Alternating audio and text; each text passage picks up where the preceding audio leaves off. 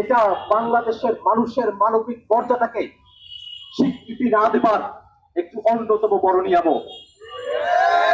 এর শুরু কিন্তু এখানে নয়।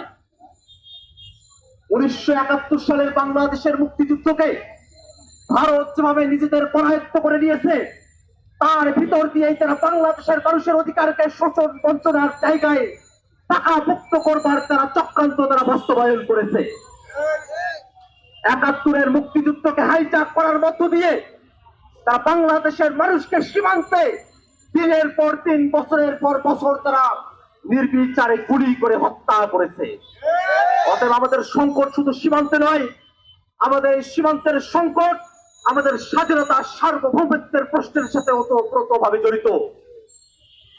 আমরা ভারতকে খুব স্পষ্ট করে বলে দিতে চাই, বাংলাদেশের মানুষ দিল্লির আধিপত্যবাদের বিরুদ্ধে সব থেকে শক্তিশালী স্লোগানটিকে আত্মস্থ করে নিয়েছে।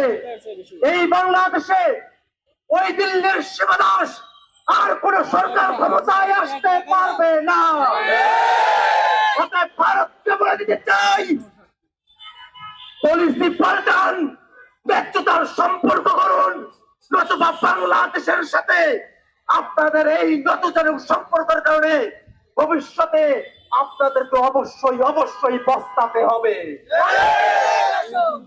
বন্ধুগণ আমার, আমরা আমাদের কোন খেলানি আমরা দেখেছি আজ থেকে 14 বছর আগে 14 বছরের শিশু খেলানিকে গুলি করে হত্যা করে কাটা তারে ঝুলিয়ে রাখা হয়েছিল। তখনও পর্যন্ত সে জীবন্ত, 3-4 ঘন্টা জীবন্ত অবস্থায় কাটা তালে ঝুলিয়ে রাখা হয়েছে। বাংলাদেশের মানুষের প্রতি যদি ভারতীয় বিএসএফ এর, ভারতীয় রাষ্ট্রদূতের, ভারতীয় ডিফেন্সের ন্যূনতম কোনো শ্রদ্ধাবোধ থাকতো, তাহলে অন্তত গুলি করার পরে হলেও এই মানুষটাকে, এই ফেলানি শিশুকে তারা চিকিৎসার ব্যবস্থা করত। কিন্তু দুর্ভাগ্যের বিষয়, তারা বাংলাদেশের মানুষকে তারা স্বাধীন সত্তা হিসেবে তারা স্বীকার করতে চায় না। এই কারণেই তো বাংলাদেশের মানুষ স্লোগান দিয়েছে, দিল্লি না ঢাকা, দিল্লি না ঢাকা, দিল্লি না ঢাকা। আমরা স্পষ্ট করে বলতে চাই, সীমান্তে যদি আপনাদের কারো গতিবিধিকে সন্দেহজনক মনে হয়, আন্তর্জাতিক আইন অবলম্বন করে বড়জোর তাদেরকে গ্রেফতার করতে পারেন। আর একবারও যদি বাংলাদেশের মানুষের দিকে আপনাদের বন্দুক উঁচিয়ে ধরেন, ওই বন্দুকের নল বাংলাদেশের মানুষ ভেঙে চুরমার করে দেবে। আমরা স্পষ্ট করে বলি, বাংলাদেশের মানুষদেরকে পশু পাখির মতো আপনারা হত্যা করেছেন। গত 16টা বছর ধরে 6 শতাধিক মানুষকে আপনারা হত্যা করেছেন। আমরা জানি ওই শেখ হাসিনা সরকার, ওই ভারতের দালাল সরকার এসবের বিরুদ্ধে কথা বলবে, সে আশা আমাদের ছিল না।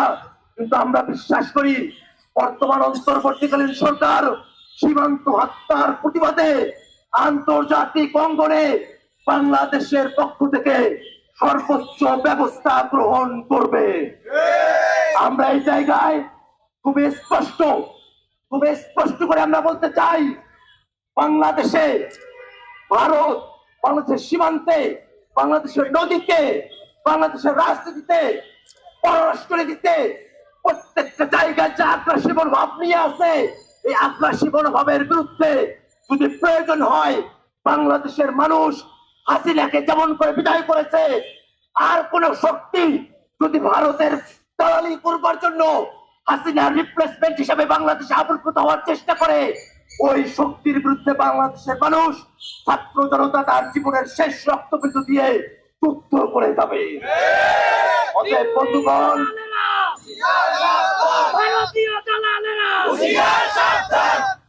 বন্ধুগণ, আমরা খুব স্পষ্ট করে বলতে চাই, বাংলাদেশের সাথে ভারতের যতগুলো চুক্তি হয়েছে, কোন চুক্তিতেই বাংলাদেশের স্বার্থ রক্ষিত হয় নাই। অতএব আজকের এই সমাবেশ থেকে আমরা দাবি জানাতে চাই, বিভিন্ন সময়ে বিগত সময়গুলোতে ফেলানি সহ সীমান্তে যাদেরকে হত্যা করা হয়েছে প্রত্যেকটা হত্যার বিচার করতে হবে। বাংলাদেশের সাথে ভারতের গোপন যত চুক্তি হয়েছে প্রত্যেকটা চুক্তিকে জনসম্মুখে অতি সত্বর উন্মোচন করতে হবে। এইসব চুক্তির মধ্যে যেসব চুক্তিগত জানু, যেসব চুক্তি বাংলাদেশের স্বার্থকে রক্ষা করে না, যেসব চুক্তি বাংলাদেশকে বিক্রির নামান্তর, এসব প্রত্যেকটা চুক্তিকে বাতিল ঘোষণা করতে হবে। এবং ভবিষ্যতে ভারত সহ বিশ্বের যে কোনো দেশের সাথে যে কোনো ধরনের চুক্তি হয় না কেন প্রত্যেকটাই আগে জনপরিসরে আলোচনার ভিত্তিতে ঠিক করতে হবে যে সেই চুক্তি আসলে হবে কি হবে না।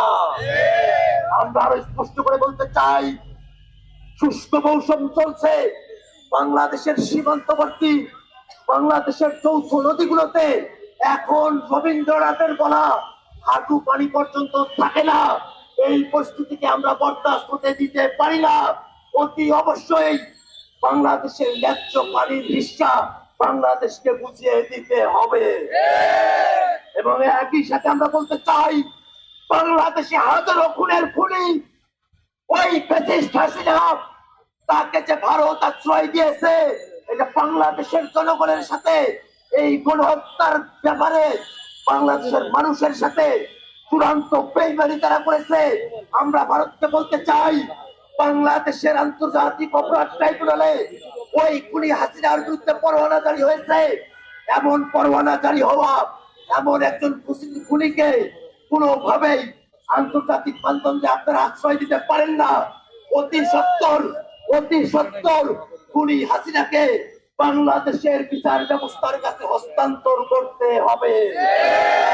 একই সাথে আমরা বলতে চাই, এই দীর্ঘ লড়াইয়ের সময়টাতে হাসিনা সহ তার যারা দোসররা এখনো পর্যন্ত বাংলাদেশের বিভিন্ন জায়গায় ঘুরে বেড়াচ্ছে, লুকিয়ে চুরিয়ে ফেসবুকে আসছে, মাথা ঢেকে চোখ খোলা রেখে এসে মিছিল করবার চেষ্টা করছে। প্রত্যেকটা সন্ত্রাসী জঙ্গি ছাত্রলীগ আওয়ামী লীগকে অতি অবশ্যই আইনের আওতায় নিয়ে আসতে হবে। বন্ধুগণ আমার, আমরা আমাদের বক্তব্য আর দীর্ঘায়িত করবো না। আমরা আজকে দাঁড়িয়ে আছি শুধু ফেলানির বিচার নয়, বাংলাদেশের মানুষের মানবিক মর্যাদাকে সমুন্নত করার দাবিতে। অতএব এই বাংলাদেশের মানুষের মানবিক মর্যাদার প্রশ্নে যে রাজনৈতিক উল্লঙ্ঘন হয়েছে তাকে আর দাবিয়ে রাখা সম্ভব নয়। আমরা বিশ্বাস করি এই বাংলাদেশ, এই ঢাকা গ্লোবাল সাউথের নেতৃত্ব দেবে। তার জন্য এই দেশের তরুণরা প্রস্তুত হয়ে আছে, জাতীয় নাগরিক কমিটি প্রস্তুতি গ্রহণ করছে। আমরা বিশ্বাস করি আমাদের এই অগ্রযাত্রাকে গ্লোবাল সাউথের নেতৃত্ব হকে কোন পরাশক্তি দমিয়ে রাখতে পারবে না। বন্ধুগণ আমার, আপনারা যারা আজকে এখানে উপস্থিত হয়েছেন, সাংবাদিক ভাইরা যারা উপস্থিত হয়েছেন, তাদের সকলকে জাতীয় নাগরিক কমিটির কেন্দ্রীয় পরিষদের পক্ষ থেকে এবং ঢাকা মহানগরের বিভিন্ন থানা প্রতিনিধিদের পক্ষ থেকে ধন্যবাদ জানিয়ে আমি আমার বক্তব্য এখানে শেষ করছি। ধন্যবাদ সকলকে।